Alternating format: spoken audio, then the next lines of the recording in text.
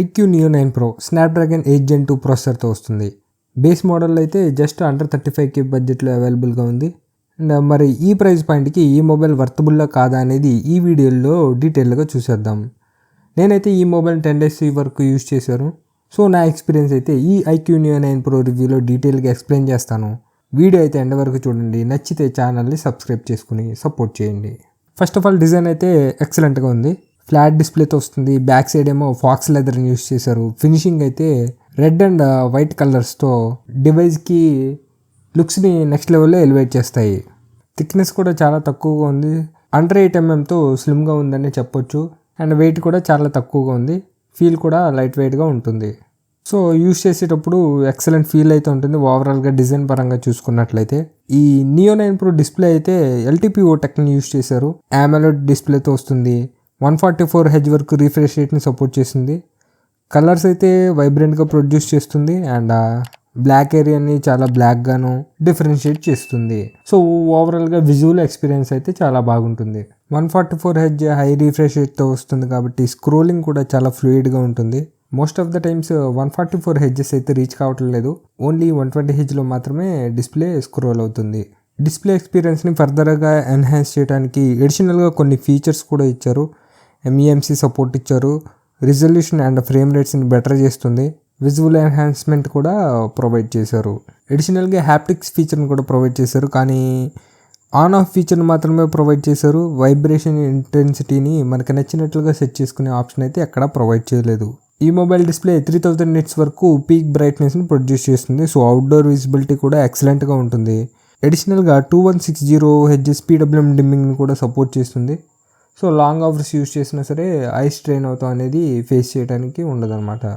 Neo 9 Proలో stereo speaker సెటప్ని provide చేశారు. Output అయితే లౌడ్గా ఉంది. మ్యూజిక్ కూడా బ్యాలెన్స్డ్ అవుట్పుట్ని ప్రొవైడ్ చేస్తుంది. ఇన్ డిస్ప్లే ఫింగర్ ప్రింట్ స్కానర్తో వస్తుంది. బాగానే వర్క్ అవుతుంది కానీ ఫాస్టెస్ట్ అని అయితే చెప్పలేము ఈ సెగ్మెంట్లో. సో సాఫ్ట్వేర్ పరంగా చూసినట్లయితే FunTouch OS 14తో వస్తుంది. స్మూత్గా లైట్ వెయిట్గా ఉంటుందని చెప్పొచ్చు. ఫీచర్స్ పరంగా చూసినట్లయితే కంపేర్ టు ఆక్సిజన్ OS తక్కువనే చెప్పాలి. కొన్ని dynamic effects, smart side bar లాంటి ఫీచర్స్ ఇచ్చారు కానీ పర్సనల్గా ఎగ్జైటింగ్ ఫీచర్స్ అయితే అనిపించలేదు ఎక్కడా కూడా. గుడ్ థింగ్ ఏంటంటే 3 years వరకు సాఫ్ట్వేర్ అప్డేట్స్ని ప్రొవైడ్ చేస్తామని చెప్తున్నారు. అండ్ 4 years వరకు సెక్యూరిటీ అప్డేట్స్ని కూడా ప్రొవైడ్ చేస్తామని ప్రామిస్ అయితే చేశారు. ప్రీవియస్గా 2 years మాత్రమే ప్రొవైడ్ చేసేవాళ్ళు ఈ సెగ్మెంట్లో. సో ఇది కొంచెం బెటర్ అనే చెప్పొచ్చు. పర్ఫార్మెన్స్ ఈ Neo 9 Proకి one of the strongest point అనే చెప్పాలి. Snapdragon 8 Gen 2 combined with UFS 4.0 storage మీకు చాలా ఫాస్ట్ ఎక్స్పీరియన్స్ని అయితే ప్రొవైడ్ చేస్తాయి. Antutu 2లో నాకు 15,73,000 వరకు స్కోర్ వచ్చింది. BGMI ప్లేయర్స్ అయితే నెక్స్ట్ లెవెల్ గేమింగ్ని అయితే ఎక్స్పీరియన్స్ చేయొచ్చు ఈ బడ్జెట్లో. ఈ మొబైల్ యొక్క గేమింగ్ రివ్యూ ఆల్రెడీ నా గేమింగ్ ఛానల్లో ఉంది. డిస్క్రిప్షన్లో లింక్ ఉంటుంది, చెక్ చేసుకోండి. అండ్ పర్ఫార్మెన్స్ అయితే బెటర్ దెన్ ఆల్ మొబైల్స్ అనే చెప్పొచ్చు ఈ బడ్జెట్లో. App opening speed multiple apps open చేసినా స్లో అయితే అక్కడ అనిపించదు.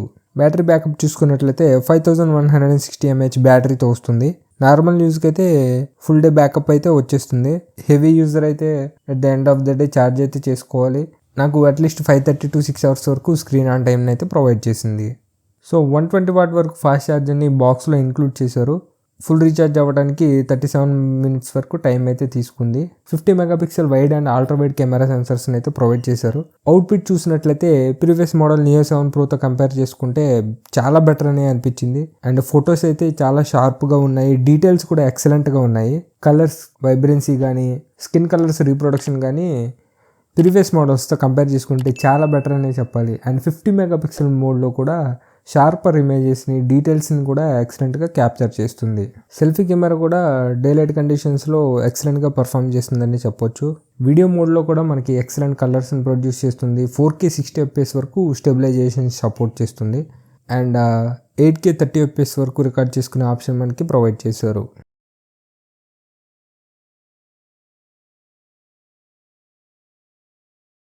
ఈ Neo 9 Pro నుంచి కొన్ని నెగిటివ్ పాయింట్స్ చెప్పాలంటే జస్ట్ IP54 రేటింగ్తో వస్తుంది.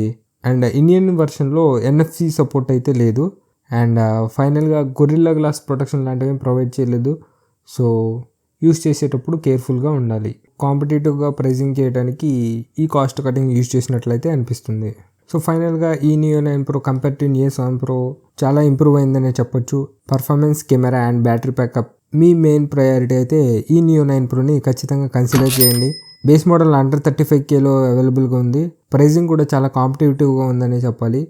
సో నా కన్క్లూజన్ ఏంటంటే ఈ ఐక్యూ నియో 9 Pro డెఫినెట్గా ప్రైజ్కి వర్త్ అనే చెప్పొచ్చు. ఒక డిసప్పాయింటింగ్ థింగ్ ఏంటంటే కంపేర్ టు అదర్ బ్రాండ్స్తో చూసుకుంటే మీకు సాఫ్ట్వేర్ ఎక్స్పీరియన్స్ అయితే యావరేజ్గా ఉంటుంది. సో ఈ మొబైల్ మీరు కన్సిడర్ చేస్తారో లేదో కామెంట్ చేయండి. ఇదండి నా iQOO Neo 9 Pro review. Genuine mobile reviews కోసం gadget bot Telugu channel subscribe చేసుకుని బెల్ నోటిఫికేషన్స్ ఆల్లో పెట్టుకోండి.